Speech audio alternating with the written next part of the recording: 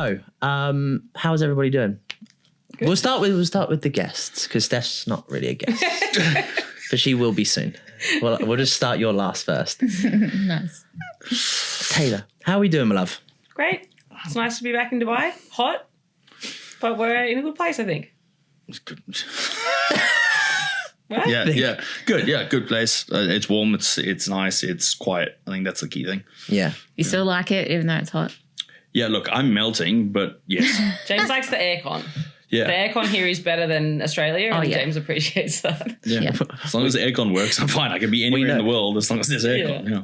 We see your stories, so it's fine. Yeah. Six hoodies I'm on. freezing. I've got hoodies and tracksuit pants on, and he's Like this. cruising. Yeah. Loving it. Turn the aircon down again. It's like that everywhere in Dubai though, I feel. It's like hot as fuck outside, so you have to wear nothing. But then if you go to a shopping mall, you need like and you're freezing. layers, literally just like off and on. Yeah. How are you finding it? Like, honestly, like because I know obviously like you're from South Africa originally and things like that, but like you lived in Australia a long time. Australia, like how do you find life here? Because you guys do live in a nice part of the world, like to be honest. 100%. Yeah. So like, because I know like everyone from England wants to live in Australia. Everyone goes there. I know people that are gone on their gap years and never fucking returned. Yeah. And like, I've only been to like the Gold Coast for the last 3 years and it is a very special place, but how do you find it here and what's kind of bringing you here? Obviously taxes, but like, but no one, it's kind of the byproduct, isn't it? Yeah. It's a benefit of, look, I've said this a few times and I'll make the comparison. Dubai is very much like home for me in terms of like South Africa. It's very similar in many aspects other than the fact that like I'm not going to get killed, which is kind of nice. Like no one's going to just try and rob me at the robot, which is cool. But it's a very similar type of vibe, very similar in like infrastructure to a certain degree. And what I mean by that is as South Africa was kind of like moving its way up and I was growing up, it was very similar in that nature. Obviously, Dubai is a lot more advanced. Like there's a significant increase in financial status here, and that allows for the infrastructure to be at the level that it is. But it's very much the same. Like construction sites, like even in like JVC and stuff, like that's similar to how I grew up. Like my housing, my areas around me, not at the level of skyscraper type vibe, but that's how I grew up. You know, we would have bicycles and we'd be like messing around throughout the different like buildings and shit like that. So that it felt very homely in that manner. You know, the move from South Africa to Australia was always like, that was just a very fortunate thing for me, but it is very different. And you're right in that the element of Australia is a privilege. Like we can, I think we can all agree on that. You know, even being in a very affluent area and country right now, we can all, 100% agree that it is in parts, but it's a privilege to live there. It's easy in inverted commas. It's comfortable. You can do well. There's minimum wage. There's a good lifestyle. The weather's good. Like it's cool, but it's comfortable. And like, I don't like comfort. I don't like comfort in that because it's stagnation and stagnation is death. Yeah. I felt the same, to be honest. Like the reason why I moved out of Australia was I was comfortable. I felt like I started feeling like a big fish in a small pond and I just wanted to get out really, to be honest. And it's definitely very different. And here it's like chaos, but it's like everyone's on a mission. Yeah. Australia's organized chaos. Yeah. Organized chaos. Yeah.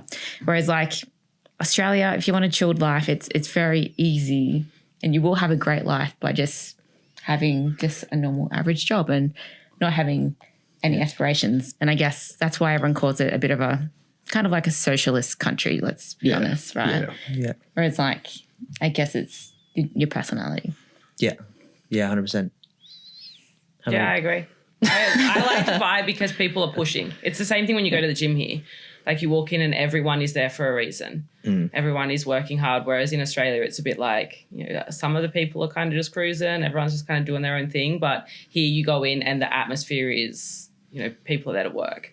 And it's the same like around the city. It feels like people are here for a purpose. Yeah. And the people are definitely different. Like it sounds very like a very small thing, but when you are at a coffee shop and you hear the conversations, like, or if we're when I was in Australia recently, like I'd be walking on the beach and like you would overhear people's conversations. And in Australia, it's always like talking about other people gossip, and like gossip, you know, just like not things that get you nowhere really.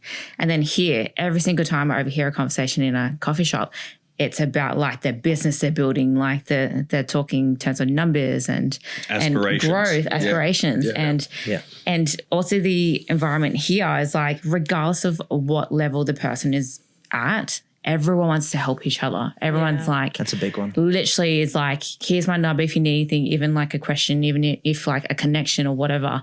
And when I first came here from Australia, like I like to help people, but like it's even that felt a bit weird for me. And I feel like when I see Australians come over, they have that, you know, they kind of hold themselves back because they're not used to people being so forward and so helpful. And anyway, that's the biggest thing that I noticed in terms of people here. Like, you almost feel like it's going to be a scam. Yeah. Yes, like, exactly. It's like, are they helping me because they want to help me, or like what do they want? Like what's I call it like an elastic band effect. Yeah. Like, so everyone will have, and this is kind of like a human nature trait. We will all, look, I have a philosophy. Like at the end of the day, everything we do is selfish, right? And I mean that in the nicest way. You can give to like charity. You can give to other people or help them, and it's selfish because you will feel good in that. And that may not be your intention. I think the intention is what makes it selfish in a negative versus selfish in terms of a positive, right? The intention behind everything we do will kind of delineate the way that moves. But you kind of wait for that like elastic band of like, oh, they're helping me because they're going to want something, or they're helping me because they're going to ask me to do something for it. Where here, like that doesn't necessarily happen. Like you don't, that elastic band like never comes forward, or it becomes almost like a natural thing. It's like you help me and it's like, I'll happily help you. But it's, again, the intention and the conversation behind all of this is very positive minded. Like the consequence is always a positive, not a negative behind that. So it's always an interesting facilitation when you go to different countries. And it's something I found specifically here, that there is positive intentions behind and look, there's always going to be bad apples, but there's positive intentions behind the conversations that we have in any environment, gym, personal, anything from that. We are able to help each other. And I get something for that. Cool. I feel good by helping you. And that's the selfish side, but it's never with the intention to be selfish. Yeah, 100%. I think as well here, people think about just a bit more long-term as well. So it's like, for example, like if we helped you guys out with like, here's what to buy at the supermarket, whatever, like random apps and stuff like that. It's number one, but it's building a relationship with someone long-term. And then it's building that network with someone. Cause like you could get 5 years down the line, but like, oh, I've got a fucking guy's number. And like, I remember, what did he do? Yeah. So it's just that little thing being like, oh yeah. And then he might go, oh yeah, that was the guy that helped me out 5 years ago when I moved to Dubai or something like that. And then it's just having that kind of like-minded individual. Like-minded positive attitude, being like, he never asked anything of me. I never asked anything of him. Cool. And then 5 years down the line, hey, do you want to invest in this business with me or whatever it is? But to my point and to piggyback off of that, the intention was never to gain something from it. And I think that's the beauty of it. The networking opportunity is never of the intention, hey, this is going to pay off in 5 years. So I'm going to really make sure it doesn't even cross the mindset of the individual.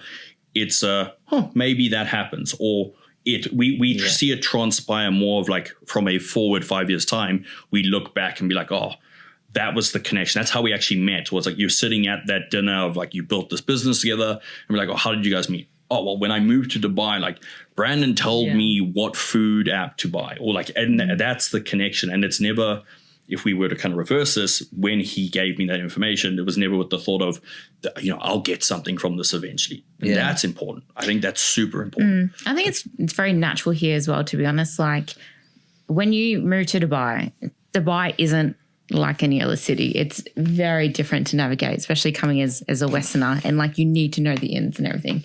And I think everyone has that experience when they come here, that like without the people just giving you those little tips and all those little things, like we wouldn't have made it. And I think that, to be honest, like everyone that moves here, we're all quite like-minded, but all that same personality that is chasing things, like wanting to grow in some form, whether it's personal or grow a business, etc. And I think it's just that, like, everyone just gives back and gives forward in a way. But definitely everyone's on the same. So we all fucking think the same. That's the difference. Like, regardless of what field you're in, like, we all just have that oomph in us. That's what you said from day one. It's just that drive. It's being like, and you kind of get to the point being like, there's enough in the world for all of us here. Yeah. And everyone that's here wants just a better version of themselves. They want a better future for themselves. And like, guys, guess what? Like, we're kind of all into this together. Yeah. So let's fucking take over the world together kind of mentality. Yeah. And it's not that you're going to take away from me. It's the what can we do together? Yeah. But I think that's the same thing now with the coaching space as well. It's like we all sit here and we do the same fucking job, but there's not once being like, I don't ever feel like I'm stepping on Taylor's feet with coaching or vice versa, because you're like, there's fucking 8 billion people out here, guys. Yeah. We only need 50 fucking clients to have a great life and a great living. Literally. And that's the one thing like that's nice here with coaches, because it's like if we were going through a hard spell, because we know coaching is a bit like this, it's a roller coaster emotionally. Like I can go to Taylor or James or Steph and just be like, hey, this is really sucky. Like, how's life with you? And you'll actually tell me the honest fucking answer instead of being like, 72 signups or whatever it is. Do you know what I mean? Yeah. And I think and then you'll be like, even Steph does it to me now. If one of her girlfriend's husbands wants to do it, you're like, yeah, boom, whatever it is, or something like that. Like, or vice versa. Someone came to me about biomechanics and stuff like that. I'm like, yeah. Do you know what I mean? Yeah. I'm very happy to like FMG. Mm-hmm. Yeah. But do you know what I mean? It's exactly the same thing. And it's just like the world is big enough for everyone. For sure. When people talk about the market being saturated in the fitness industry, it's like there are so many people in the world. Like, look at High Rocks. That came in and it's a multi-million-dollar company now. Yeah. Out of nowhere. It's like there are enough people in the world that if your product is good enough, then you will have clients. And like you say, being able to refer out to other people doesn't necessarily take anything away from you. It just shares the people that aren't for you to people that they're better suited for. I think it's a really closed-minded thing, isn't it? Maybe because obviously we're in the fitness space, so we see it more often, and people just moan about, example, like whatever it is, it's saturated, it's busy. Tell me any other industry that is not busy online. If someone goes, hey, I want to go into tech and if I want to be a coder now, you'd be like, what's the fucking point? You got AI. So all those guys are written off. Like you've got big companies now being like doing vast things. Like if you go real estate, I'm like fucking saturated, whatever you want to do. Every industry is busy. Like it's more of a reason you have to, like you say, knuckle down and just be really, you said it the other day in the gym, just be really fucking good at what you do. Yeah. Yeah. Regardless of what you do, just be good at it. Be a good version of you and become a better coach. You will be fine. I think where the issue with this comes is social media has made it very easy for us to create a comparison of us right now versus individuals within the industry, right? So back in the day, I've had conversations about this a lot more lately, but back in the day when we grew up, let's think about the environment that we were around. Right? Like we could compare ourselves to the person who lived next door to us and maybe the 3 or 5 houses around us. That was our comparison. So that was like our goal, our drive to go towards. Maybe your dad worked in a really nice place and like it maybe was slightly higher echelon than where you were at. But my upbringing, the cars around me, the houses around me, all that were very similar to where we were. And fair enough, my parents worked very hard to try and put us in safe environments, and they sacrificed a lot for this. But I had no way of comparing our way of life to that of more successful or individuals making $100,000 a month, doing all of these vast numbers. Right? I couldn't look at that and be like, oh, I feel deflated because I'm not there. Whereas now in our day, it's very easy for me to pick up my phone, do 2 scrolls down Instagram and see some coach making $100,000 a month. And and it's very easy for you, even as individuals who have been in the industry for between us, we've got 50 plus years of experience in the industry, but if not more, we can all sit there and be deflated to a certain degree. And that would be a natural instinct. But it's the incorrect instinct for us to have because that's not our environment. Like that's not, as you said, 50 clients. And like you're living a great life. You are living a great life. And we look at it in terms of what the average mean is and the average income. we've forgotten that because of this constant in our face. You have to be making $100,000. You have to be doing this. You have to be doing that. It's like, that's not technically realistic in terms of what the average income is, what the average household provides, what the average person does. Fair enough. None of us want to be average here. That's kind of a part and parcel. But that doesn't mean that if you make $100,000 a year, like, that's a great income. That's it's 140 to 160% of the minimum income in Australia, for example. So social media, and I don't want to be the like old man yelling at clouds like back in our day, but social media has unfortunately given us an ability to compare that isn't necessarily a positive. Now, it can drive someone, it can be a motivator, but you have to be very in tune with yourself and at least have some form of self-awareness that it doesn't become a breaking you down in terms of motivation. The comparison is the issue. Yeah. But also, I think it really comes down to the individual, how it influences them, right? 100%. Like, I feel like my upbringing was a little bit different to yours. Like, I definitely grew up quite poor. I had both parents that were, had disabilities, and I was raised by my grandparents. But then I also had my uncles, but are like filthy rich. So growing up, I saw that massive divide. Yeah. But I never saw that as like, oh, we're poor, like, etc. I was always like, fuck yeah, like that's cool, right? Yeah. But then at the same time, growing up with it, I could see their lives and I could see our lives. So I feel like naturally over time, like, to be honest, I don't really get distracted by people that are higher because we never see what's behind the scenes. Like, are they really happy with their life? Like, you know, are they actually making as much as exactly? And what's all the other things that are going on in their life? Are they truly, really freaking happy with where they live, what their relationships are? Where's their mental health? Like, do they even have a life, or do they literally just sit behind a computer 7 days a week? Like, I think it's really important to know.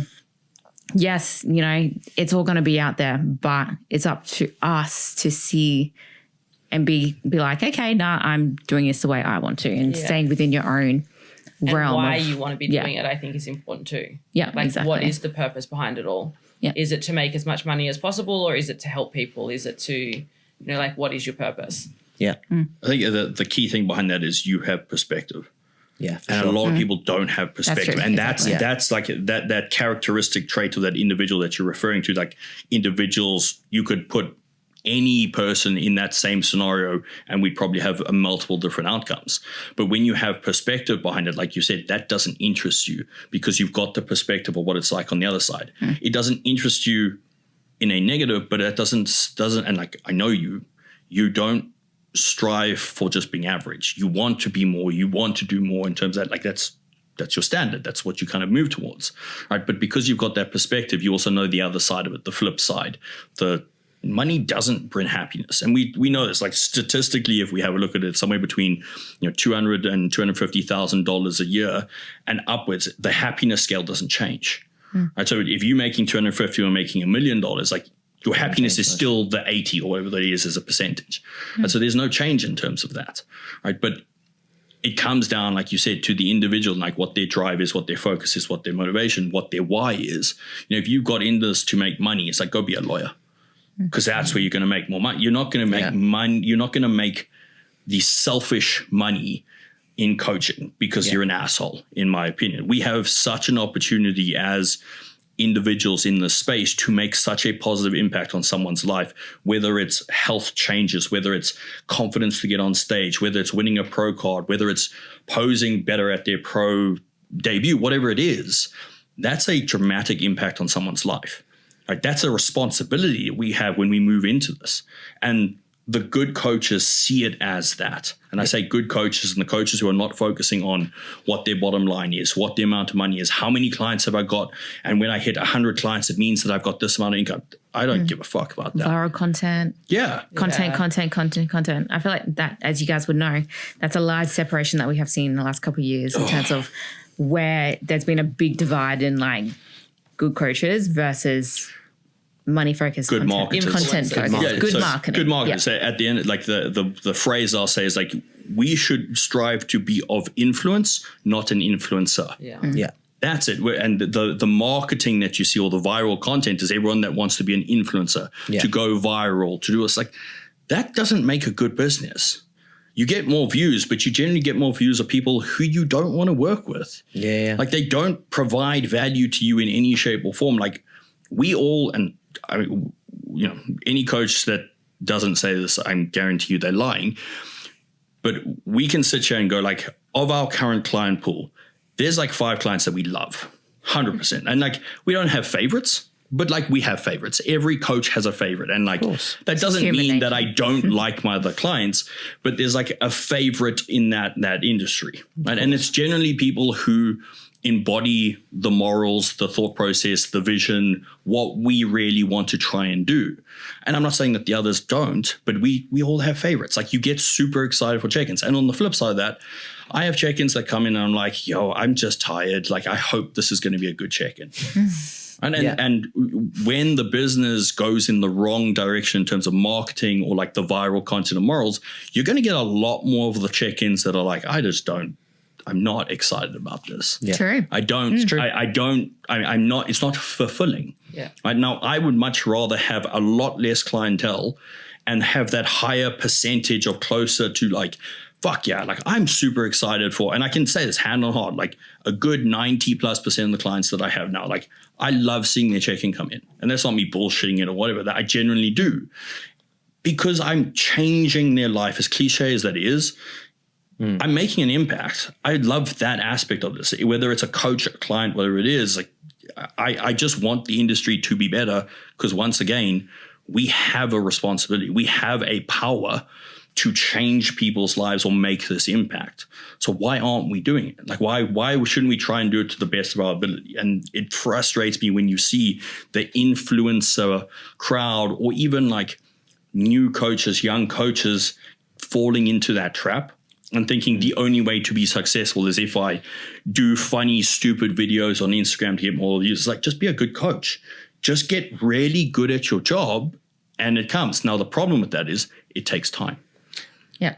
But And people want to rush this. Yeah. I think that comes down to what you said. Like, we've all sat here and we've probably got 50+ years of experience. And we're only saying this stuff because we've gone down rabbit holes where we've done things that we didn't like about what we've done. We've gone down the wrong route or whatever it is. And we're at a position 10 years later, probably for all of us, where we're like, I'm very clear on what I do and I'm very clear on who I help. And this is just fucking me. Yeah, like, that's literally 100%. Like, you're sitting here probably from the educational aspect. Like, when it comes to education, you're fucking mind blowing. When it comes to like competing for females and things like that, and like real getting the most out of women, you two, do you know what I mean? So like, you both very clear on who you are and actually what you can do as a coach. Yeah. But it does come from just the experience and the repetitions. Yeah, it's the fucking around and finding out, like, in the nicest way possible. That is, like, we've done it for the last 10+ years between all of us. Like, it's the only way we figured this out. Yeah. We've made mistakes. You've owned a gym and run a business and run that, and like, look, as much as I'd love a gym, I'd never run it for the public because I think it'd be a fucking nightmare. Yeah, hats off to you for that. And that's the experience side that kind of comes behind this. We've all made experiences. We've compared, and sorry, but like, we've done athletic things. Not that that's not an athlete, but like, you know, we've done it in a different realm and different elements. Like, but at the end of the day, there's always this like, we've done the things, we've tried it, we've worked out what's failed and what has done well. And I can guarantee the things that we've done well have probably aligned more with like our values, our structure, the things we care about. The things that didn't do well probably didn't align as close as we wanted them to be. Yeah. Sure. I feel like such a big difference in the coaching industry now is people want to do less.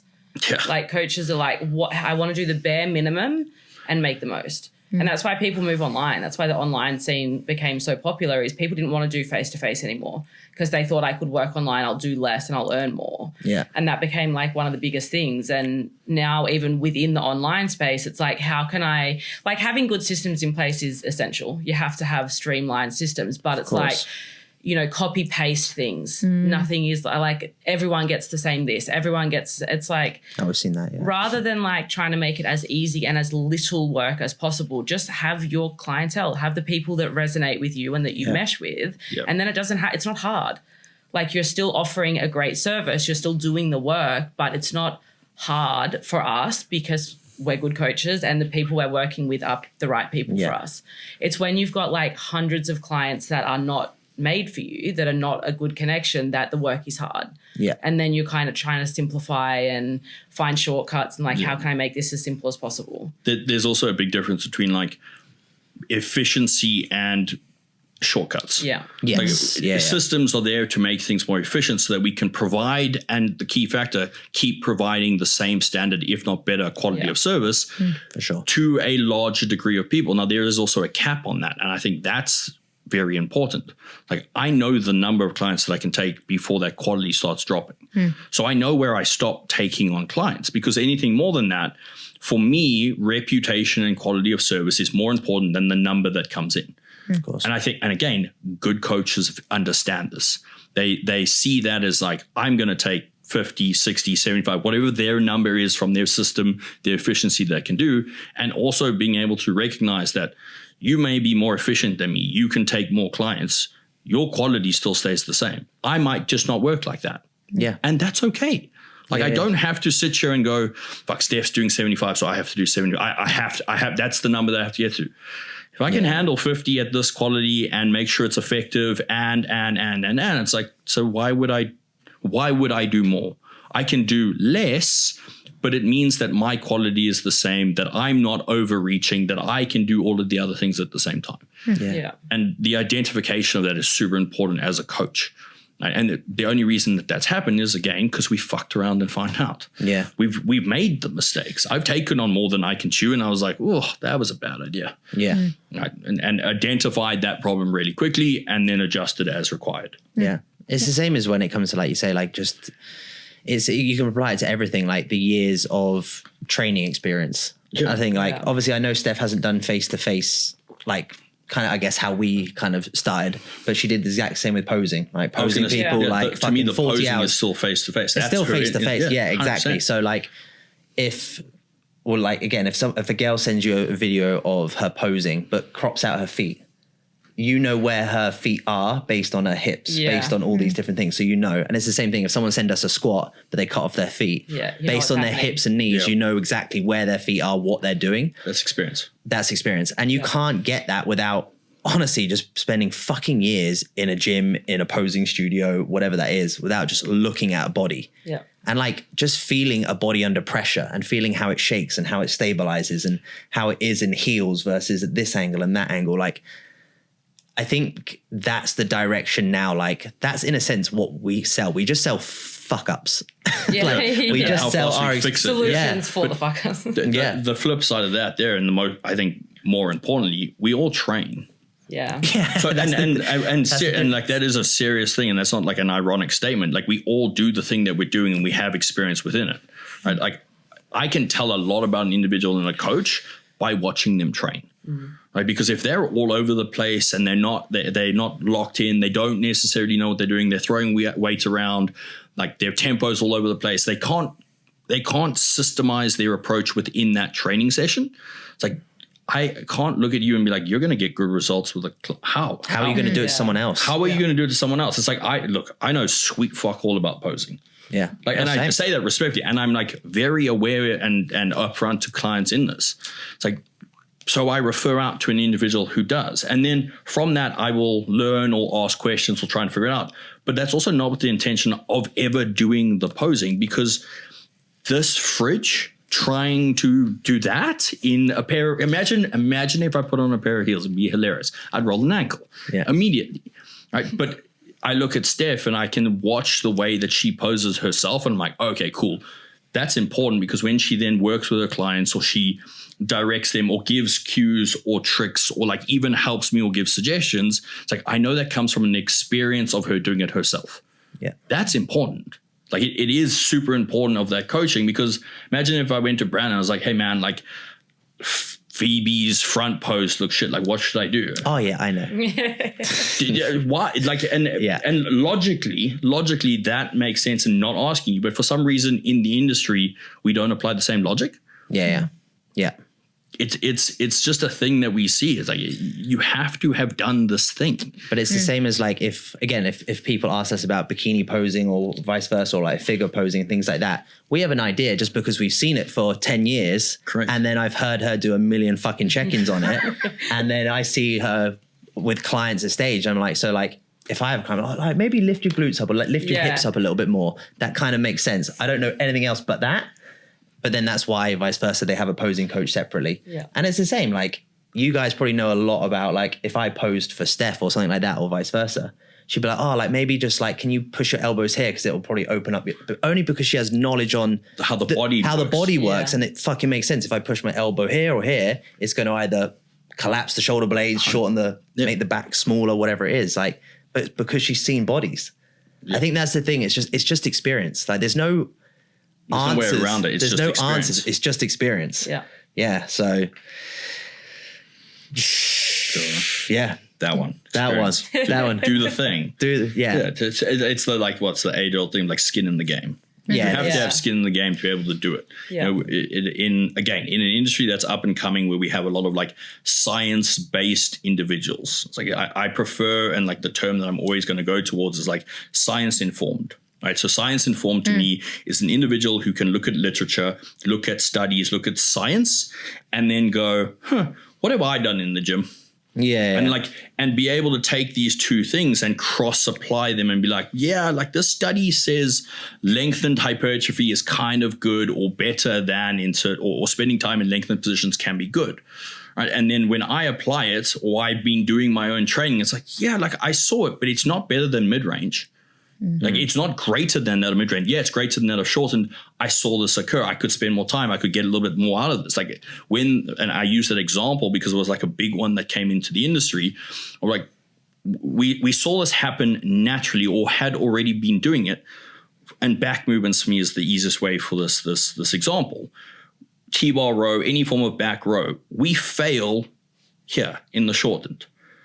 Now, if I spend extra time in this lengthened position, I get more reps at it. No shit, I'm going to get more hypertrophy there because I've spent more time in a movement. Yes, it's not the full from the end to the end, but I've applied an amount of tension here. So if I failed back here, but I can keep doing more here, surely I'm going to get more from. Yes. I didn't need a study to tell me that. Yeah. We worked this all out a long time ago. Look at the old school bodybuilders. Yeah. They do like partial reps. And 90% of the time, these partial reps were in the lengthened position. So it's like, why did we need some dude with a lab coat to tell me that a lengthened position could actually provide some form of hypertrophy? Yeah. We've been doing it for so long. I think, like you said, there's a difference. Like science is great because it learns so much about the actual anatomy of the body. But then when you put it into a practical situation, none of these studies are very well, are they done on someone that trains 5 days a week? No, that does this, that does this, that does that. Even like lifestyle clients, I'm like, it doesn't consider like lifestyle factors. It's so like you say, it's looking at being like anatomy wise, anatomy. That one, yeah, close enough. So muscles, meat, like. That makes sense because like we talk about like, okay, the shoulder does this. So that angle makes fucking sense. Yeah. Vice versa. Yeah. And again, like you say, like, okay, if you traumatize it, you spend longer there, guess what? A muscle just has to respond. Like you kind of just have to like take, like you say, it's not science. It's almost, it common is sense. But yeah, like tying in with common sense. It's common sense to a certain degree, Bonus. I mean, when you and go deeper into it, especially, and I don't want to make it a science thing, but whatever. Left. Sorry, but like when we look at science, if you look at like how a study is set up, a study is set up to make sure that things are as appropriate as required to get the results. A study is 9 out of 10 times set up to get me a result. You create a hypothesis and then you constrain all of the variables to make sure that I can get the outcome of the study. Now, let's think about this. You mentioned lifestyle clients. their constrained variables don't fucking exist. Because Peggy Sue fights with her wife on Monday, and then Tuesday they've made up, and then Wednesday the kids get sick, and it's a completely different variable. So the science base that has allowed me to get information is great, but that applying it to people who live outside of these constrained environments becomes a very difficult thing for us to do. So we have to look at this and go, okay, cool, like I get it. That makes sense, could apply. Does it work for this current individual in front? Well, kind of, not really, like maybe. So it's. I think the most important thing, and like I mentioned, and this is why I say science-informed is the key factor, is understand the literature, understand how studies are done, use it as a common sense element of like making rules and regulations or making structures of what you're going to do, but don't live 100% by it, because none of the people you work with, including yourself, can constrain everything in that environment. It's just not going to give us the correct outcome. I think it's important, like it can become important when you're doing decision making, but you don't, very rarely will go back to science, right? Like, Yeah. I think before it I applies started- to everything though. yeah, but like before I started being a coach, like I studied an exercise science degree for 3 years. Do I ever use it? No, pretty much not. Like it's all about my experience.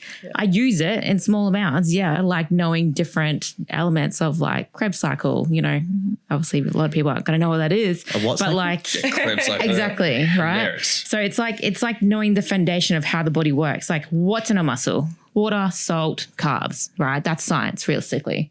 So when you're peaking someone for a show, what do you need? Water, salt, carbs. If they're flat, which one of those do you need? Do you know what I mean? Like it's applying the foundations and the principles, but the experience on top of that is like 99% for sure. Yeah, to the individual. Yeah, gotcha. Yeah. I guess from a selfish point of view as well, like we can kind of be the bystanders here. Like you've both been amateurs in what you do. What's been the difference from all factors of life, whether that's training, food, or whatever it is?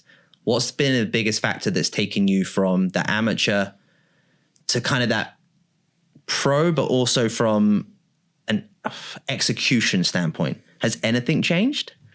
I think the biggest difference between amateurs and pros, or people that do well in the pro scene, is your perception of hard.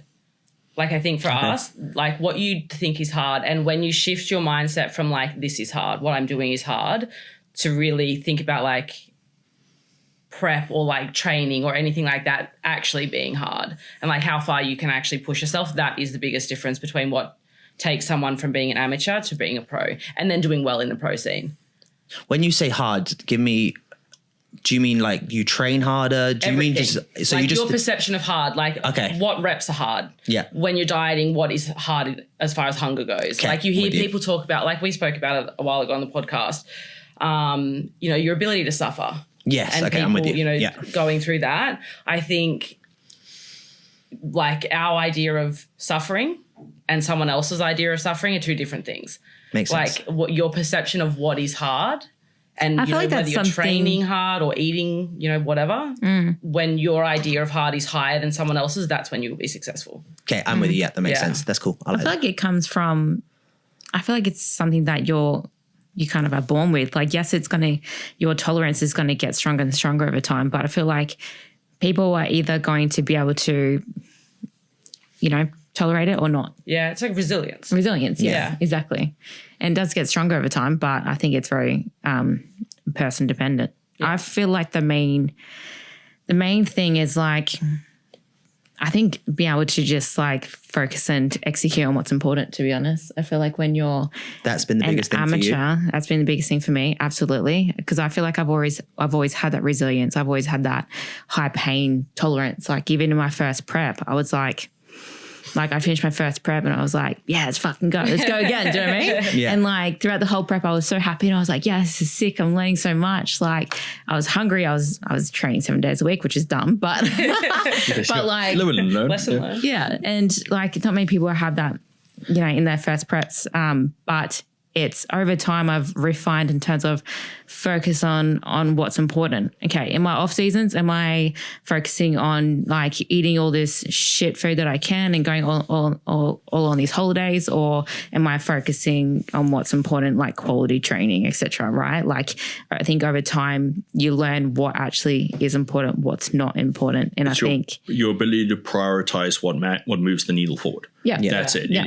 As a pro, and we'll see this with individuals who can exceed at that level, they understand that there are things that need to be sacrificed in order to move the other things forward. And the other things being the ones that are going to take you from that amateur level to the top. And success leaves clues. Most pros work within a certain realm. Let's think about it. They don't, luckily enough, some of them at the very, very high levels, especially in bodybuilding, like they don't necessarily work normal jobs. Right, they structure their environment around their ability to focus on those priority of things. Can I make sure I get all my food in across the board? Can I structure my day the best possible? Can I train the most? Can I recover the most? And there's outliers and there's a straw man argument there, but the whole thing at the end of the day is they prioritize the thing that is going to move that forward. You prioritize your sleep, your recovery. You understand all of those things versus the amateur who's like, I'll take my food with me, but like I'm going to go out until 12 o'clock at night. Yeah. That's I do the think the difference. things that you prioritize, though, are different in all of your off seasons. Yes, 100%. And what They have to be. Yeah. Like sometimes it's going to be, strict training, food immaculate, all of those sorts of things. And other times it's like, I just need some downtime.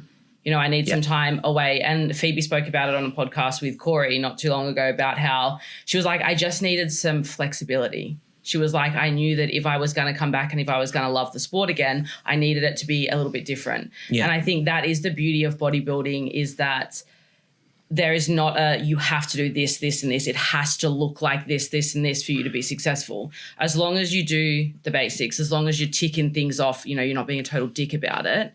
I think there is a flexibility in like, okay, because mentally you have to be on for prep to be successful. If you're hating it, it's not going to fucking happen. Yeah. You've got to go into it in a good headspace. And I think so much of that comes from your off season. I think also as well, like me, probably from our point of view, we're very used to sports that they are time limited. Yeah. Like you we're have an off used season. Not even that. We're used to sports that being like, you've got 5 years. That's it. Oh, yeah. Correct. Yeah. Like, because before you're too old. But like the nice thing about bodybuilding and sort of thing, you do have longer than you think. Yeah. And like as much as people want to say that it's dated, like, oh, you get to 40 or 35. I'm like, your body can determine that, and how you train your body and how you look after your body can determine that. But when you're doing sports like us, if you get hit by someone that's out of your control, that's a career ender, or vice versa. Like I did it like, if you fucking go off a waterfall and you land it wrong, that's your spine gone. Yeah. So like there's certain things in different sports that you aren't controlled. The nice thing about bodybuilding, like eat, sleep, train, recover, like how, of course injuries can occur, but they are a torn muscle. Like it's not the end of the world to an extent. Yeah. So I think like the nice thing is that the time factor with bodybuilding, okay. as long as you stay healthy and like, you're like, again, you're probably being educated from the standpoint being like, this is a long-term game. You can do this. Like we're seeing it from fucking girls that are giving 2 kids and they're jumping back on stage, and like, fucking great. 'Cause you still could do it. Like it's absolutely perfect. I mean, there's masters divisions for a reason. Like, and that shows us, and like some of the masters girls that we see these days, girls, guys, all that, like 50, 60-year-olds, like in really good condition from that. Now, you can argue health elements in terms of the time period. We can do all of that. But I think, and again, outsider, but I think having a bit of a perspective on time is your best friend and your worst enemy. You can only get better with time. You can build more resilience. You can do all these things. Again, it does come down to what you have as a foundation, I think, like what you're born with. Like if that's something you're going to try and chase, great. But it's only going to get better as you age if that is your thing. If it's not, you're not going to change from an amateur to a pro, or you're not going to come that. And like you mentioned something, and not in a bad way, in any shape or form, like ticking boxes. I think the difference with pros or amateurs to pros is they don't tick boxes; they tick boxes with intention. Yeah, but that's what I mean with the perception of hard. Hard, and that's like exactly my that's idea what I of mean. ticking boxes is like this Very is different Karen over here being like ate my food, did my training. Yes, that's the big For us, difference. it's like there is intention macros behind on point. it. Yeah, Yes, very, very much. Yeah, so. that's the biggest. That is the game changer. It's not about, because actually we probably do, like I said, so she was training 7 days a week. Yeah. But now she trains 5-6 days a week. Yeah. And now she eats, like, before she was eating 6 meals a day, but now she eats 5. Yeah. Like, but they're fucking better. Like, that's the concept that no one really grasps. This refinement. Yeah, we all, everything. we all Correct. have coaches that go, clients that go, what more can I do? And we always reply back being like, nope, you're doing this at 90%, do it at 95%. Yeah. Your training is this. I haven't seen as much training clips. Film this, this, and this, and send it to me. Yeah. Like, get better in that set of 1 minute instead of worrying about 20 extra minutes you can do extra of this. It's not about doing more, it's about doing it better. We talk about it all the time. It's quality over quantity. And that goes for like everything. I think it's the individual allowing themselves to move through those stages as well. Like, some people limit themselves mentally, whereas like they think they're doing everything, and then when they're told that they're not, or where they can improve, they'll just be like, oh no, like they'll shut it down. I am doing it. I am going to make it. Just like, well, honey, unfortunately, you know, if you are missing 5 weeks of training in your prep, you're not going to get there versus someone else that's getting all your training and throughout the whole entire prep. How can I be better? What can I be doing? Exactly. And even like some people have physiques where like, they could be close to turning pro, and they're knocking on that door, and they're knocking on that door for years. But it's like it's this the shit that you're not being serious about. Like, you're doing short off seasons, which will be fine if it was like bang on, but you're going on holidays, you're fucking fucking around and shit. It's just like, you're not being realistic with yourself in terms of like, if you want to turn pro, you've got to realize that where you are now versus where you want to be, there's a gap missing, and you're not fulfilling that gap. You're staying at the exact same level, and you're not. That's why you're not getting there. That's why you're not moving forward. Going in circles. You know what the harder concept behind that as well is, once they get the pro, they got to realize they start again. That's the thing. And When you go pro, you're a small fish And very quickly. that is, I think, a lot of the times an individual who goes from an amateur to a pro already understanding that concept, that now once I become a pro, or I'm chasing that, I have to be that much more dialed. And if you can start with that, I think the opposite, to be honest. Nah. I think we hope that people will be like that, but no. Once I feel like I see more often when people get that pro card, they automatically think they're at Olympia level, right? Yeah. So whereas that's the point. there's still there's a massive gap towards that. And I'm gonna say I was like that too. I won my pro card. I was like, yeah, let's fucking go. Let's go to the US and win a pro show, and just like we're gonna go to the Olympia scene. And like, no. Trust me. There's and I think I thankfully I got to a point where like I was like, okay, there's a big gap where I need to grow myself. I need to take longer growing. I can't just rush into another prep and be like, coach, let's go prep. Like, and that's taken me time, and I've allowed myself to continue growing and go to that level, and to sit with myself and realize myself. And take on feedback, be like, okay, what I'm doing right now isn't working. I need to listen. I need to take the time and grow. Bodybuilding is the only, if we want to call it a sport. I don't know where I sit on it still. Look, when you can fucking put Botox in your delt and I'm like, screw this sport. You mean filler, not Botox? Filler. You can put whatever you want, apparently. This is a good one. Hyaluronic acid is Botox. It's filler, isn't it? No Botox. It's Mediform, hyaluronic acid. Why get Botox in the wrong spot? All fair conversations. Anyways, moving on. We need to have this conversation. You guys can have this conversation. Sure. But I think looking at it from an aspect of bodybuilding, like I'm always going to look at it from like a sporting background.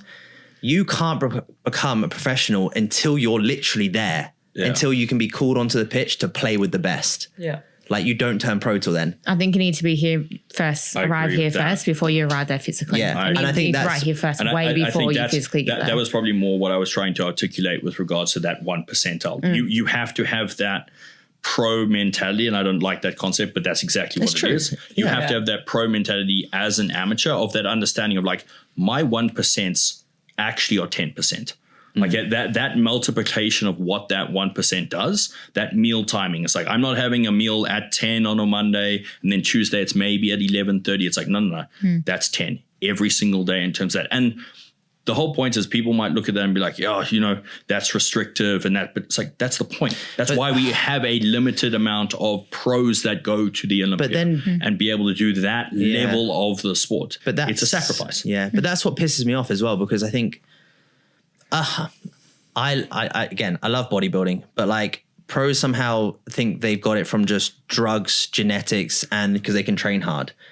But like, I always look at it from another sport being like, I can't remember what you just said, but it got me. No, so I think what you're getting at the end of the day is, in the nicest way possible, bodybuilding allows us, and all sports to a certain degree, allow us a bit of flexibility within that pro realm. Yeah. There are some sports in pro level, when there's large money and you're being paid to do it and stuff like that, where that 1% is a non-negotiable. Yeah, that's it. Right? And I struggle, and I think this is where you're coming from. I struggle to a certain degree of touching on and working with those athletes and being at that level to a certain degree, that when a bodybuilder doesn't afford it the same, or a pro level bodybuilder doesn't afford it the same respect that athlete, a pro athlete should, they miss out on their potential.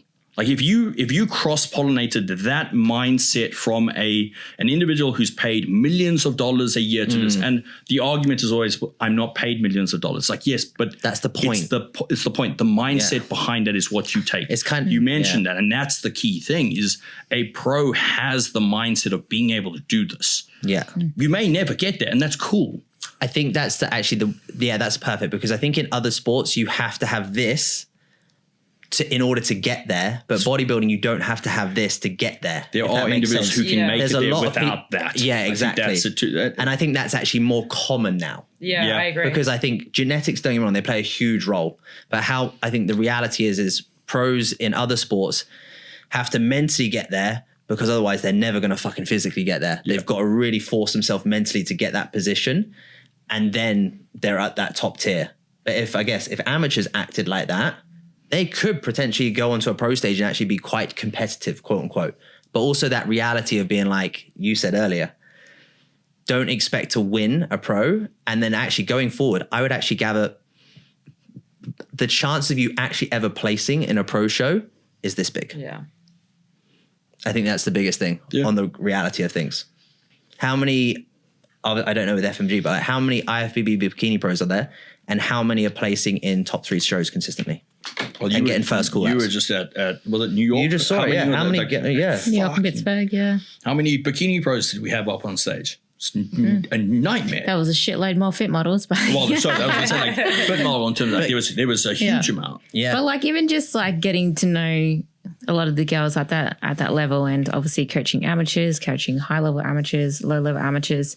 The difference is like they, even if, for example, there's someone that's knocking on the door around 7th or 6th in the Olympia, right? And it takes them a long time to get to the top 3, whatever. And the real difference that gets them there is just like the mental side of things and the maturity with the mental side of things. Like resilience. It's like versus someone, for example, someone that's going, I'm gonna win this show. Like I'm gonna smoke everyone, whatever. That is like, that's actually, to me, is an immature mentality. Like, you're not actually that strong. But it says a lot about the athlete. And then you know exactly if they're like that. I don't get me wrong, in every sport there has to be a little bit of an ego. You've got to have a bit of an ego. You have to be cocky, yeah. But there's a very difference between humble and, like you said. Yeah, but then I think when you're at the level, at the top level of your mindset, like there's that, I guess, a form of acceptance. And it's like they've been doing the work, like they know it's going to come. It's more of a calm. It's a calm confidence kind of thing. Yes, it's a calm confidence versus like a. It's the same thing when you're working towards something. It's almost just patiently attack. Like just keep digging. There's like a level of delusion that has to be there. Yeah, or for sure. everyone who has For ever sure. been successful in business, in anything like that, Mate. there is a form of delusion there, because that's the reason why you can do it and someone else can't. You're doing shit against the grain, aren't you? Correct. You have to be somewhat delusional in your ability to kind of move that needle forward. But we all are. As long as the delusion matches the actions Correct. required. Yeah. When the delusion is there and the actions aren't But we all- matching, like just this, delusional. you're doing this, you're going in circles. There's something else that I find entertaining, hilarious at the same time, is you'll see individuals who will, lock in, do all the things, and as you said, almost expect this win because they put this effort in, this hard work. Say, for example, they came 5th at their previous show, and now they've really strived in this off season, move forward, and they're like, "Yep, I'm going to win this next show." Just remember, there was 4 other people who beat you, and if those 4 other people also locked in and also put the same effort, they're still going to beat you.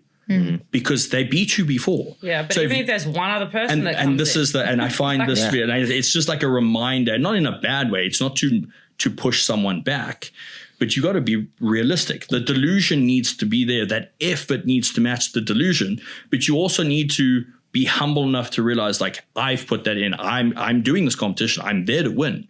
But there's also other people there to win. They've also put the work in. They've also put you'd be in denial if you thought everyone's like, again, we're talking about. you see it. You see this, like, Absolutely. Yeah. almost like crazy mentality of, like, do you just think everyone just decided like, I'm fine.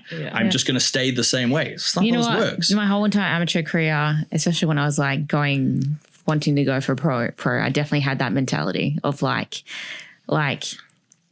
the hungriest, what's the saying? How like basically the hungriest wolf will end up getting to the top, right? I don't know the exact words. Something Can't about remember. hill, isn't it? It's like that mountain hill. Exactly. Wolves and hills. Exactly. And I always had this mentality in the back of my head, like if I was just doing a little bit more work and I was just a little bit more ahead of everyone else and what they were doing off the stage, I will eventually climb them. And I feel like each season, I would come back and the girl that was winning the show in the previous season, I overtook that one and then again overtook it. And it's like you need to be ahead. If you want to get ahead of who's beating you, doing the same effort as them isn't going to get you further. You need to be above that. You need to be doing more. It comes back to kind of what Taylor said. It's just like that resilience, and then what we're all saying, it's experience, year after year, rep after rep, but doing it better, doing that extra milestone. All comes back to just who can fucking be resilient. And like you say, like almost like who can be delusional enough as well. It's like you could say the same thing about, hey, build a software company. You did it. Yeah. Do you know what I mean? Probably a stupid idea, but a very good idea at the same time. Yeah. But again, it's how many people have come up with the idea of, I'm going to build the new Facebook. I'm like, Yeah. do you know what I mean? We all come up with that idea, but the most delusional, the biggest person that's punching at the door. Takes action. Yeah. His actions were like, how many fucking days did you work in a row when you woke up early, went to bed late?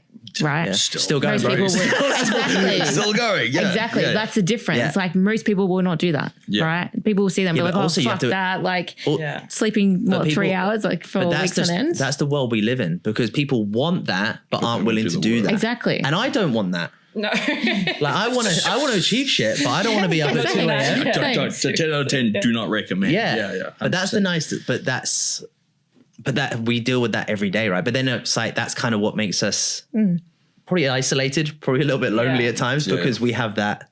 It's the same thing, but on a larger scale. I see that, and that's a fucking high scale. Like I ain't doing that. Like I like my coaching business, but I'm not working. Yeah, but 20 also, hours a day. so I'll flip that back on you. I see what you do in terms of prep and the mentality and what you want to be as an athlete. I see what I do in terms of that business and the not sleeping, all of that. That level of dedication is what you do in your different. athlete. True. It's so the funny, same innit? thing. It just looks different. So funny, isn't it? True. Like It's the you exact same thing. But that's why we all will gravitate towards each other, because the way that I see it, it's not about you waking up at 5 a.m. and working and like I don't need friends, the circle around me, or the people who are waking up at 4. No, I know I don't need that. But like I don't need them at 4 a.m. next to me doing that. Do you know what I do need is them putting the same level of effort and care and commitment into something in their life. Because then I fuck with you. Because then 100%, then I got your back. Because you're able to show me that you don't want to be mediocre. That's it. I don't expect you to, trust me, don't fucking do it. But at the same time, I look at what you do and I like respect it. There's a level of respect in every aspect of what we do.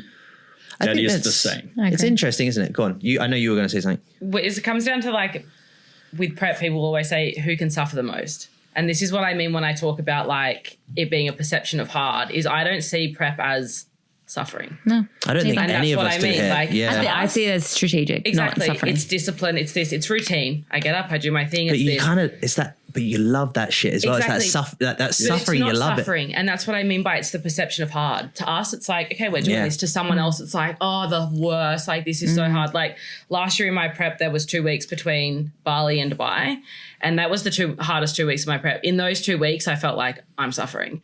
But for the rest of it, it was like, I'm cruising. Yeah. Like, this is a great prep. I'm really enjoying myself. Someone else in my shoes would have been like, this is hard. Like, you see people hating it. And that is the difference. I think the perception of hard is what I think it's because we've been there as well. I guess Yeah. this is like, Steph wants to actually talk about this as well, like the evolution of fitness and coaching, because we've all been there 10 years ago. I remember, like, if you go back to your first preps, your first powerlifting or first sport, I remember like my first prep, it was an email of a diet and a training program, and you sent email pictures back the next week. And then Jay Cutler was doing it where he sent fucking Polaroids off in the mail.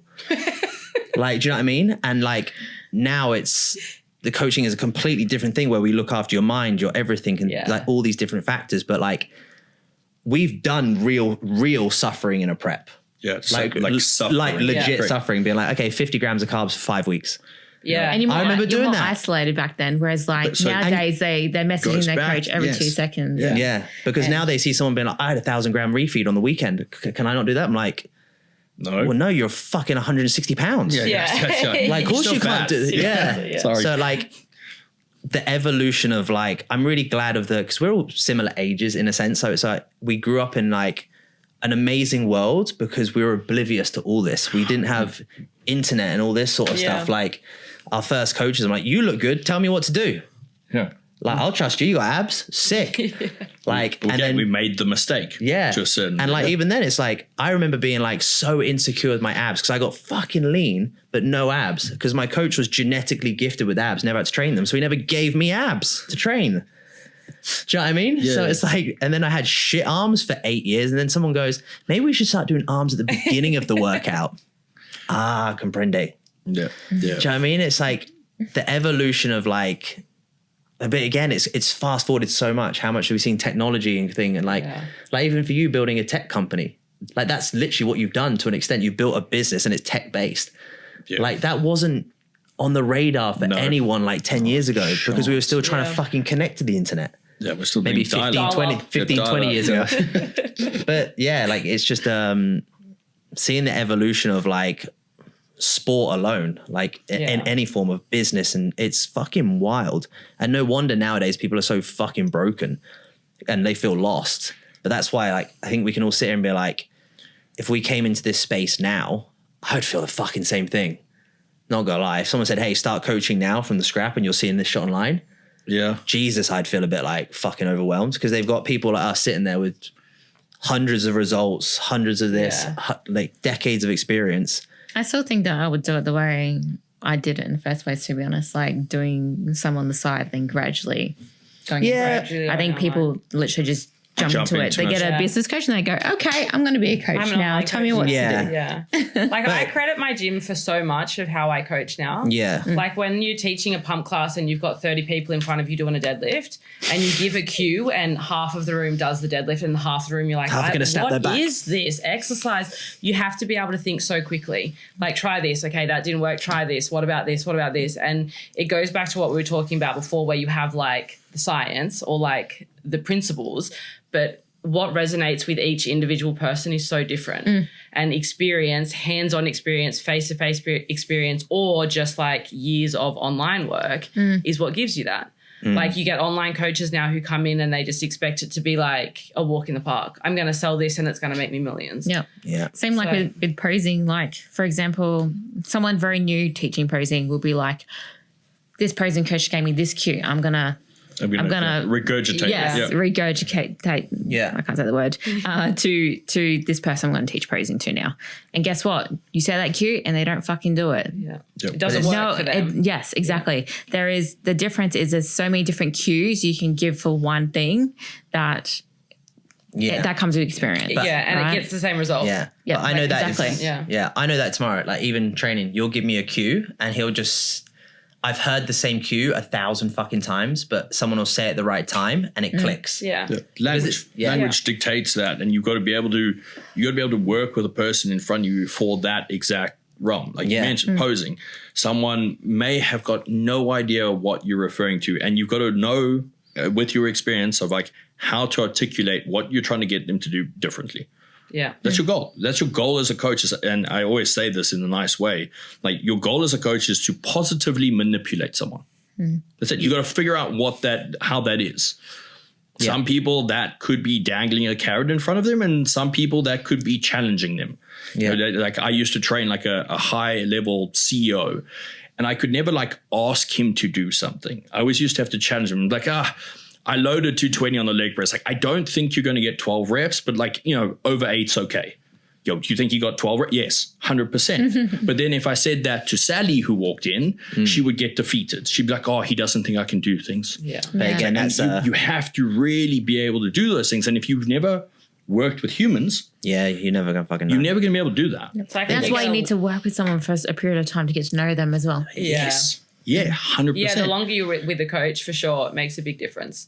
Absolutely. Yeah. Like I know how to speak to someone. Like I'll have an athlete where I'm just like savage with and just be like, no, you need And to the do others this. you gotta- The other ones I will handhold and be like, come you have on, to. you know, like you need to know. You need experience as a coach and you need experience with that person. Yeah. And it's a long time. It is a long time. It's a long time. Like I can sit here even and say it from even like a partnership relationship, like 5 years. Sorry. 5, 6, 7. She doesn't know. It's fine. We're good. But like even to this day, like we're learning stuff about each other, like consistently learning. So you're like, so like as a coach sitting here and be like, you want me to figure you out in fucking 8 weeks? Yeah. You're mad. Yeah. Or people go, how much should I be eating? Yeah. I'm sorry, what was your name again? Like, you're not even working with me yet. Like, how yourself? I think it is just that building that, because again, like coaching is that weird one where it is coaching, it isn't a dictatorship. There is of course it's a partnership. Yeah, it's exactly. a relationship. I always say it's a relationship in terms of these things. Yeah. But definitely like if it goes back to kind of like, if we talk about it from a competitive standpoint, that first prep, that first big achievement, it needs to be 80% dictatorship. Yeah. To an extent. Like you have to kind of trust me to get you there. Communicate, tell me how you feel. If we need to adapt things, we can adapt things. But there's a point where, like we were saying in the car the other day, being like, there's only so much you can adapt shit. Yeah, I think it depends on the athlete. Of course. In that first prep, whether, if someone has come to you and they're starting and they're, an amateur, they've never done it before, like. But then you wouldn't start with them in a first prep, ideally, right? You wouldn't be like, hey, we're 20 weeks out. We're just starting together. But even still, like, let's say they come in, you've worked with them for 6 months and then you start a prep with them. Some people are more in tune with their body than others. 100%. Sometimes you'll get an amateur that's like, this is going to happen. I can feel, and they can really like work with you. Like, okay, how about we try this? And they'll be like, oh, I just don't think that's going to work. Others, that you don't know. You're not as intuitive as you think you are. The ones that know are older. Yeah. I don't know many 25-year-olds. Not that I've coached many, but you guys, like you guys have done more prep coaching than I have. You can sit here and be like, most of the time, the ones that have had more responsibilities early on in life, like more life experience, they are potentially a parent at a young age, whatever it is, all these different larger have got some form of athletic background. Yeah. That will make a big difference. 100%. Yeah. Most of the time, they're going to deal with, they know like hard. Yeah. Like eating less and doing some cardio, that's not hard. I've raised 6 children on my own. Like I've done, do you know what I mean? All these different things. 25, God. Yeah. But like all these different things, there's a real big difference between like, again, like we can sit here and be like, hey, I grew up in a really nice place in the UK. You grew up in the Gold Coast, Australia. Lovely. Yeah. He grew up in fucking bang, bang, bang. Yeah. Like, you know what I mean? It's a war zone. Yeah. So like he goes to Australia, like, this is fucking cruisy, bro. Yeah. Like he's like, doing steps on the beach. Yeah. It's like, if anyone wants to steal anything from me, I can take them all. I think that's just the reality of like you say, that from, again, like if you take all you guys, for example, like you can have a conversation with someone, hopefully, being like, I kind of know what they're going to be like from that first conversation, because you've had thousands of conversations. Yeah. But also you don't know as well. You don't know until you're in it. You don't know if you hire someone if they're actually good at the job. Yeah. Their CV might just look great. I think that's fair. I do also think that initial call tells you so much about an individual. 100%. That like consult call. And that's why I love doing consult calls. And I'll take an hour and a half if I need to. Like I'll allot that time. Because that consult call is not just to work out if we can actually work together. It's like, I don't know if I'm qualified to be. I don't know if I can help you. I have no idea. But I never go into that call trying to understand if I can help you. I always go into that call of like, who are you? Yeah, what do you need from me? What do you need from me? Like, who are you? What's the idea? Like, give me a background, because that's that relationship side. Because once you start developing that relationship side, you can then work out how I'm going to work with this individual. How am I going to talk to them? How am I going to find the thing that actually moves that needle forward to get the result? Like, if you don't do that call, and this is, I struggle with them when people just like sign up, or like coaches will do like a no even consult. They'll look at the form and then just like build a form. It's like, you don't know who that person is. I love that to happen. Absolutely. Yeah. Come on wants to in. do that? Yeah. Click the link in my bio. Yeah, just link in bio. Send me a height, weight, age, and like put a photo. That's when it's going to be just cookie cutter programs. Yeah, but this goes back to what shit. we were talking about before with people wanting to make it as easy as possible. Exactly. And this is where the check-in system is so important. Like my check-in, you have got Let's plug. video feedback. Yeah.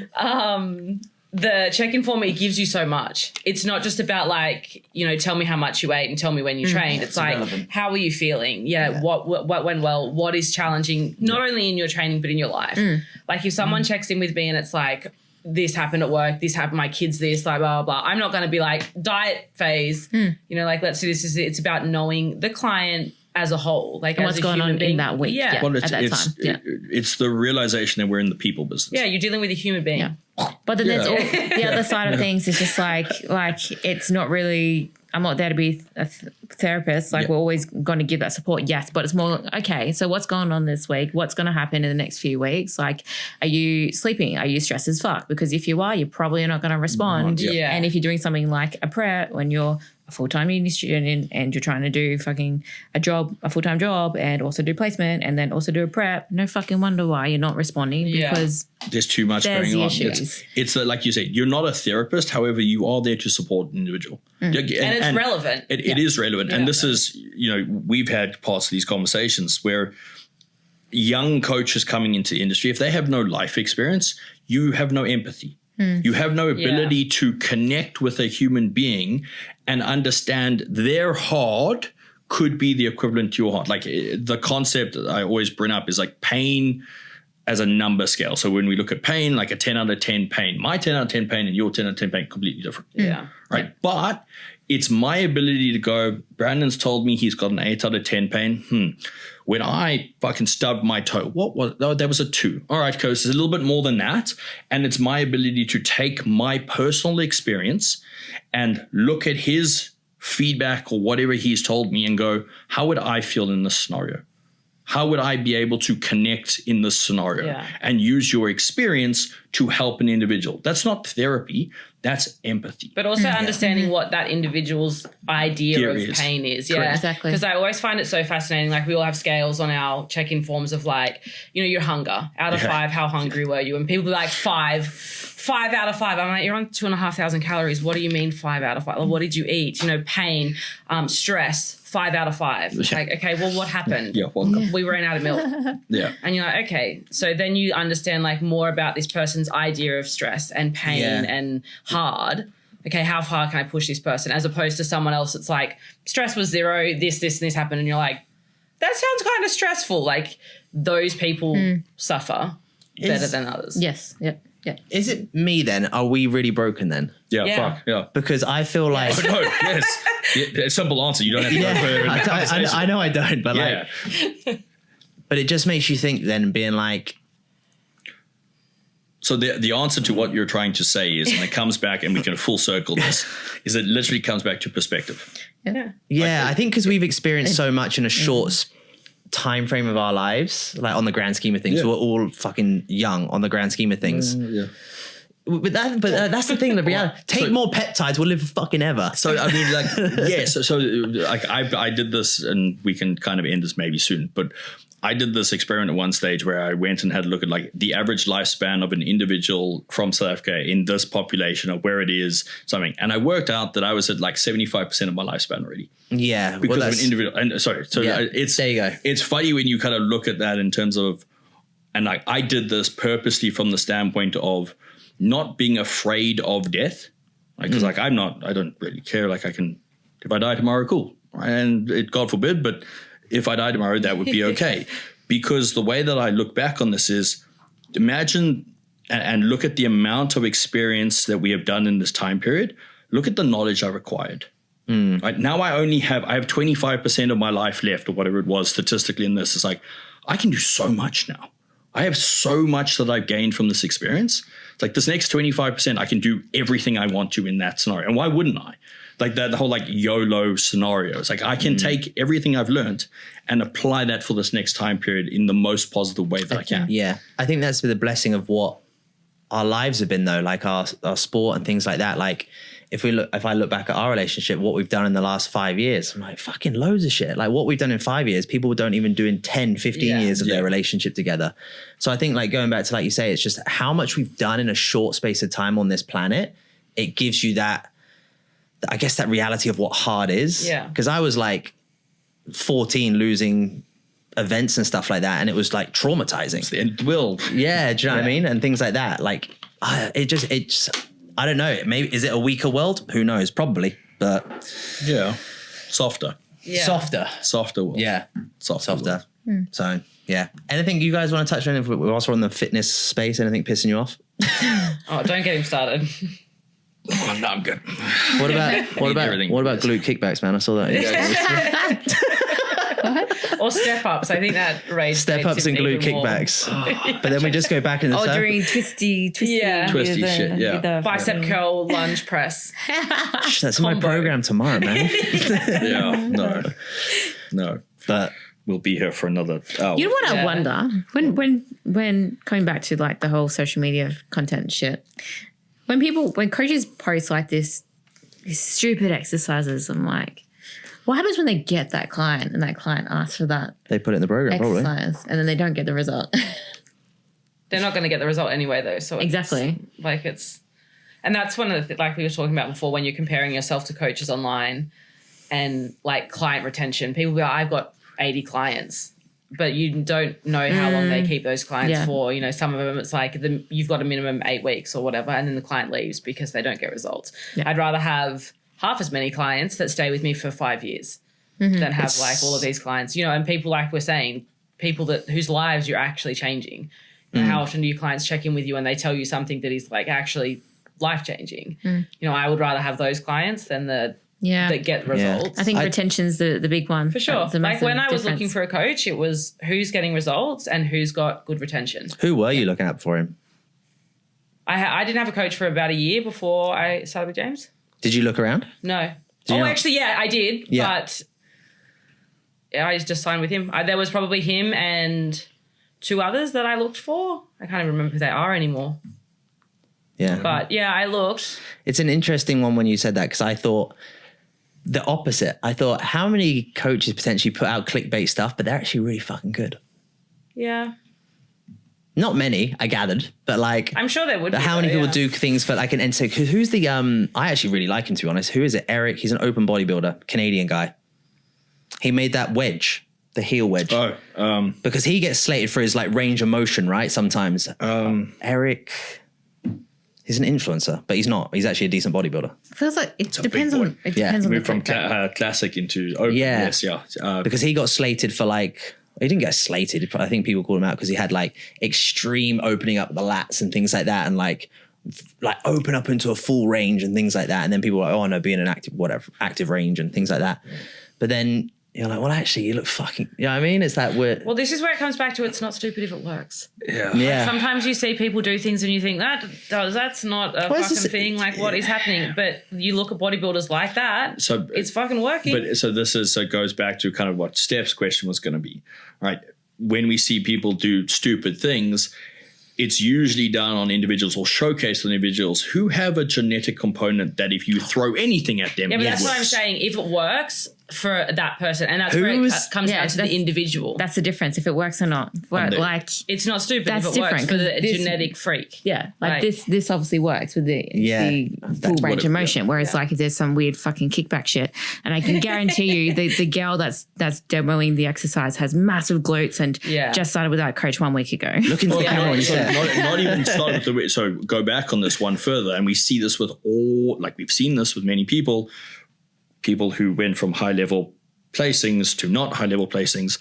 They develop their body not doing the things Exactly. that Yeah. they This were is, trained. that's the different. If that's- the thing that you're doing looks stupid, but it is working, that's different. That's different, If the result is not from the stupid thing, But then this is it's the whole point. a So if you different go and you look at most of the stupid things that are out here are I've tried to reinvent the wheel in some shape or form, and they're placed on individuals who haven't been doing that to develop their physique that they have. Yeah, they're now that's- doing it, that's different. Then. but they haven't developed their physique think- doing that. Yeah. And the general population, or unfortunately the social media side, forget to ask that question. It's like, well, now you're doing this exercise in this way different to how you've always done it, but you didn't build your body it's like doing a bodybuilding that. demonstrating Yeah, Pilates. yes. yeah, I It's think me doing a booty band workout. Like, Yeah. you didn't get that by doing. I think that's the same thing as like when Like- because obviously what you're seeing is always someone's chapter 30.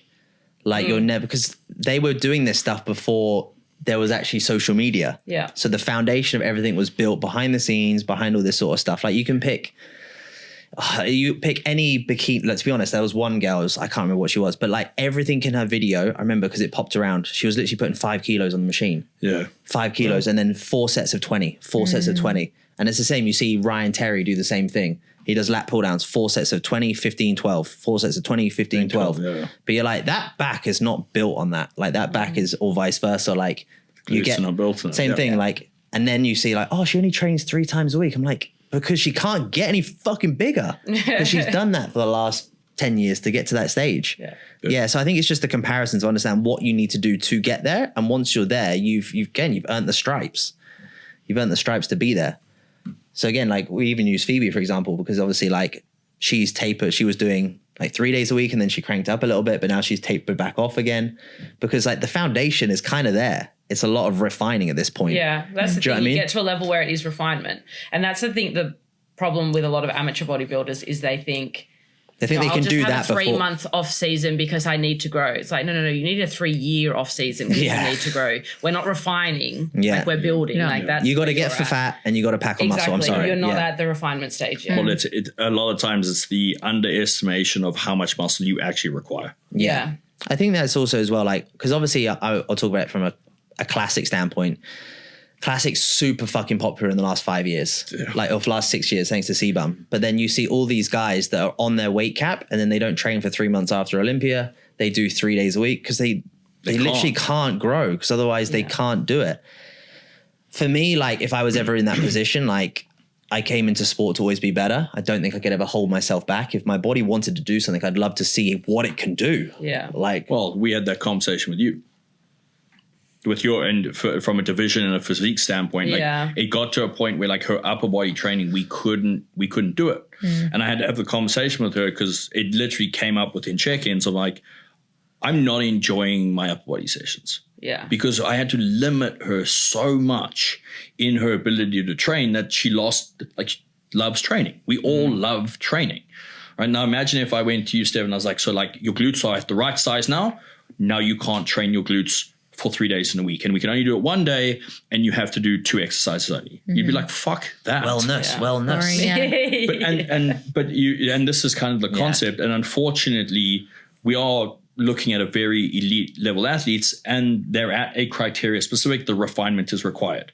Most people don't need that. Most people need to get bigger in general. Yeah. And need to kind of keep moving and keep doing the things that actually put on muscle and attentively tick the box and keep training and understand that time is your best friend and you keep doing it. What was it for you? Sorry, I'm just intrigued. What was it with you? Was this because? Division requirement. So which division? Fitness. So you're still doing fitness? Yeah, in FMG, yeah. Yeah. Yeah. Okay. So Maybe. it just got to the point where my upper body, they were like, your upper body can't be any bigger. You need to bring your legs up. Yeah. And so it was like I wasn't able to train the way I wanted to. I like training my upper body. I know a lot of women don't like doing it, but I like training my upper body. Yeah. And so having to hold, like you just said, having to hold that back, I was like, I'm just not enjoying it anymore. Okay, yeah. Yeah. And now you've let go of that leash now kind of thing a little bit. Well, we kind of looked as like at the end of the day, your enjoyment in a training session is more important than the result sometimes. Oh God, yeah. Yeah. So it was kind of like, well, let's just let the reins off and like let the body do what it needs to do. And enjoy your sessions. Take that pressure off, take that off and see what happens. We can grow into other divisions. We can do whatever we want from this. But for a time period, because it was like 5 years, 6 years, you were 5 years back to back.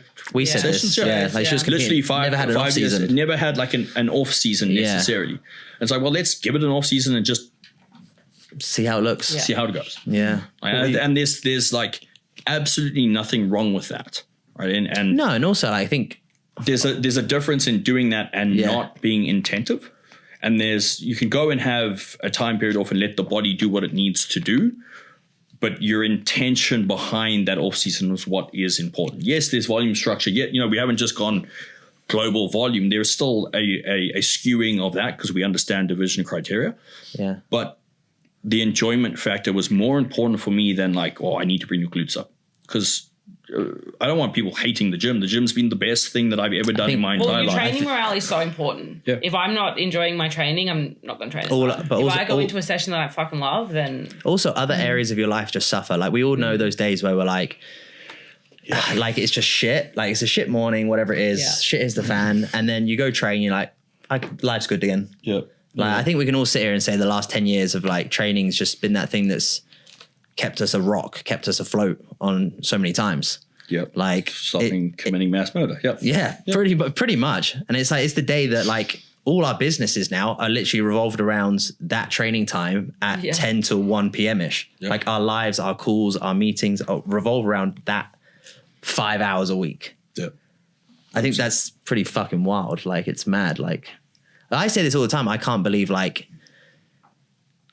we're all sat here doing what we like just because somehow we enjoyed it and actually just started telling people we did enjoyed it. I agree, but I also think that aspect of like we pursued a passion. Yeah, I think if most people pursued a passion in their life and they actually got really good at identifying what they were passionate about, they would enjoy life more. And off the back end, if you're not pursuing passion in a money-driven aspect, you're going to enjoy life more. Well, this is what we were talking about before. Like, why are we doing it? Why are we doing it? People get into this to make lots of money and they last 5 years. People get into it because they love helping people and they last 30 years. Yeah. Yep. Yeah, I think definitely like bodybuilding or fitness is just a life thing. Like we've even had the conversation of kids. You're like, I'm still training 4 days a week. Oh, of course. Do you know what I mean? Like whatever it is, being like it's a way of life and it has been and will continue to be. Yeah. I feel like you were going to say something earlier on, but I jumped in. Slightly off topic now. That's okay. No, go for it. Dude, slide it in. When we're talking about like progression in the gym, I think people forget and realize that like even the people at the very top still have things they need to work on, still things they need to progress. And people get to a point like if they're maybe a top amateur and they see it as a negative if they're told they need to grow some more glutes or grow X, Y, and Z. And I think that's the realization. Like you need to realize that like even Miss Bikini Olympia can still improve. Yeah. There's still more. There should always be the pursuit of more, better. Yeah. I think that's what keeps us going every single day, isn't it? Really, I think that's what I think every human needs. They need something to drive towards. You need to wake up every day and have something to drive towards, because otherwise, well, it's to use the term. It's the 1%ers. Yeah. Don't get that tattooed in Australia. No, I won't. But I was throwing it in because the podcast. Yeah. Works. There you go. That's perfect. I'm going to tell that story. I don't mind. For anyone that doesn't know, there's a bikie gang in Australia that is basically a criminal, illegal gang called the 1%ers. And Brandon is English. He's not Australian, just to let you all know. Anyway, his podcast is called 1%. So he's got a 1% tattoo on his neck. And every time he comes into Australia, he gets questioned. So I'm the face of the gang. Right. Yeah. I also didn't know that. Apparently, it's a fucking big deal. I even had one of my like old friends being like, "You should probably get rid of it." And I was, you know, when you just get to the point, you're in society too much, man. I don't give a fuck a tattoo on me. Like, I don't care. I'll get a whole neck piece now, have it covered up. You want to do that instead? Well, he can't go into certain restaurants and bars now anyway. Because he's I'm so happy about that. Yeah. Which ones have you got on your neck? Or your head? Dude, I got the head though. They won't let me go anywhere. Yeah. I don't wonder if it's the neck or the head. It's anything above the neck they won't allow it. But I remember it used to be hands. I remember trying to go into a club like in the UK and it was a hand one. Yeah, hands is like I don't think that's a thing anymore, hands. No, I think hands is fine. Wait till anything like above the neck is not is frowned upon. Yeah. Wait till it's like not. I'm like, that's it, eyebrow. No, I'm okay with it. I'm so okay with it. It means I don't have to be in society. I felt bad though because it was her mum's birthday. Oh. And they wouldn't let you in? No. But the worst thing is they let me in like a week before. Yeah. Oh. We went to Tropics. The Tropic. The Tropic, yeah. That sounds about right. Nice view. Wow. Yeah. But they let me in like a week and the bread was fucking great. So I was like, no, you're sad about that. Yeah. And you're like, no. So you just like sit outside and just throw in breadsticks. Do you know what? You could have done that. I could have sat on the beach and just chilled up with you guys. Yeah. But just, I don't get that stuff, man. I really don't. Gang affiliation. Especially in Australia. Yeah. Like everyone's tattooed up to the gill. Yeah, except, you know, I use some discretion. There was some pretty bad things that happened on the Gold Coast with specific gangs at a stage. Is that what it was? Yeah. I mean, I feel everywhere in Australia the bikie gangs were wild for a while there, but I mean, you don't look like you're going to start a brawl. Do I not? Damn. Unfortunately. Damn. That's what was going on. Yeah. I get charged. I just need the beard. I just need the beard. Then I think we're right. We're quite equal on tattoo front, but I've got fairies and daisies on me. Yeah, I got skulls and random shit. Yeah. Looks like you got like a home job on your knuckles. That's probably what it is. You got a tattoo. You got pretty little things. I got 2, but I'm getting them both removed. Are you? I've had multiple laser things. Yeah. They're coming off? Yeah. Yeah. Okay. Yeah. Well, far more painful than having them put on. Oh, so I have think heard about that. it before. If you can cover it, because the removal sucks and it's expensive too. Like both of my tats were like $100 when I was like 18. Yeah, I remember I wanted to. I can't remember what it was. I was thinking about like laser hair removal, and you're way worse. But then you're like, I can't do it now because it's tattoo removal as well. Oh, you can't go over where there's tattoos. It's like a 3 centimeter or a 3 gap. Interesting. Yeah, so you can't do it. It's pretty much the same. I guess it's the same sort of fucking gun. Yeah, it just attacks the pigment. Yeah. Because it attacks like the dark hair, so it would also attack the ink. Yeah.